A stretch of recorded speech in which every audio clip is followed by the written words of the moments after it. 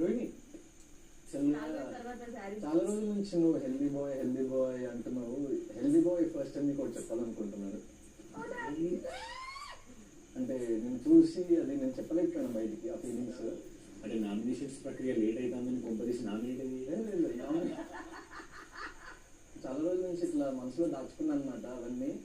ఇంకా దగ్గరకు వచ్చేస్తుంది ఫినాలి. ఇప్పుడు కూడా చెప్పకపోతే మళ్ళీ చాలా కష్టమైపోతుందని ఎందుకో నాకు చిన్న భయం స్టార్ట్ అయింది. అందుకే ఇంకా ఫైనల్ చెప్పేద్దామని కరేజ్ తెచ్చుకొని చెప్పేస్తాను. యాక్చువల్లీ నాకు చాలా సిగ్గు ఉంది అని సిగ్గుపడను.